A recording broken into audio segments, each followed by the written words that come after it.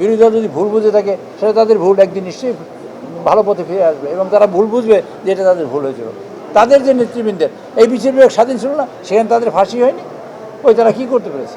আপনাদের একটা কথা বলি, বিরোধী দল ওয়াকআউট করা এটা গণতন্ত্রের বিউটি, তাদের রাইট, এবং এটা করবে, এটা গণতন্ত্রের মধ্যে মানে গণতন্ত্রের পারভিউতে পড়ে এবং তারা করছে, এতে কোনো মানে আপত্তি করার কিছু নেই। ওরা ওয়াকআউট করবে, আবার আসবে, আবার ওয়াকআউট করবে, এটাই স্বাভাবিক। তারা একটা কথা বলেছে, আপনার বোধহয় খেয়াল করছেন কি জানি না, আমরা এইভাবে প্রতিবাদ করব এবং আমরা সংসদে থাকবো, ন্যায্য কাজের আমরা সহযোগিতা করবো, কথা বলেছে না আপনাদের বলেছে।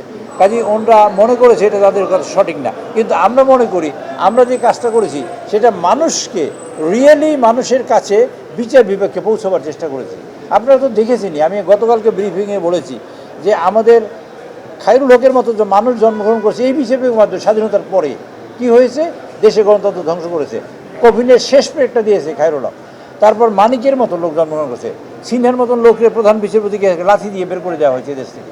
এই দেশে বলেছে হোম মিনিস্টারের নেতৃত্বে মিছিল হয়েছে, লাঠি কার মাথায় মারতে হয় তা আমরা জানি, এই দেশে বাংলাদেশে। কাজে এইখানে বিচার বিভাগের নামে বেগম খালেদা জিয়ার 5 বছরের জেল, মানুষ সাধারণত হায়ার কোর্টে যায় রিলিফ পাওয়ার জন্য, সেখানে তার জেল 10 বছর করে দেওয়া হয়েছে। মানুষ তারেক রহমান সাহেব যার সাজা হয়নি তাকে হাইকোর্টে নিয়ে 10 বছর সাজা দিয়েছে।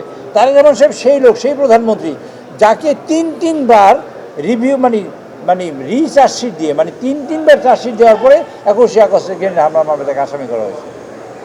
মানে প্রথমবারে চার্জশিট দেওয়ার পরে তার নাম নাই, সেকেন্ড টাইমে চার্জশিট দেওয়ার পরে নাম নাই, থার্ড টাইমে তার নাম নাই, ফোর্থ টাইমে তার নাম যুক্ত করে তাকে মামলায় আসামি করা হয়েছে। কাজে এই বিচার বিভাগ স্বাধীনতা আপনারা দেখেছেন, এই স্বাধীনতা থেকে আমরা বাঁচতেছি, এই স্বাধীনতা যাতে না হোক।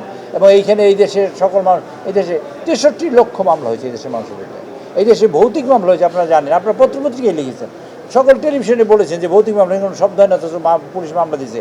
ওই বিচার বিভাগ তো কোনো সুমোটো কোনো সিদ্ধান্ত গ্রহণ করেনি, আমরা প্রত্যাশা করেছিলাম তাই। এখন বিচার বিভাগ সঠিকভাবে কাজ করতে পারে, তার জন্যই আমরা এই কাজটা করেছি। বিরোধী দল যদি ভুল বুঝে থাকে সেটা তাদের ভুল, একদিন নিশ্চয়ই ভালো পথে ফিরে আসবে এবং তারা ভুল বুঝবে যে এটা তাদের ভুল হয়েছিল। তাদের যে নেতৃবৃন্দের এই বিচার বিভাগ স্বাধীন ছিল না, সেখানে তাদের ফাঁসি হয়নি, ওই তারা কী করতে পেরেছে? আজকে দেখুন, আজকে গত 43 দিনের মধ্যে কয়টা ক্রস ফায়ার দেখেছেন আপনারা বলুন, আপনাদের কাছে প্রশ্ন করি। কাজে আমরা চেষ্টা করছি এই দেশে গণমানুষের যাতে কল্যাণ হয়, তার জন্য যা করণীয় তা আমরা ইনশাল্লাহ সব করব। নেতা তারেক রহমান সাহেব সেই ব্যাপারে প্রতিশ্রুতিবদ্ধ, আমরা তার দীর্ঘজীবী মানে দীর্ঘ হায়াত কামনা করি আজকের এই কার্যক্রমের মাধ্যমে।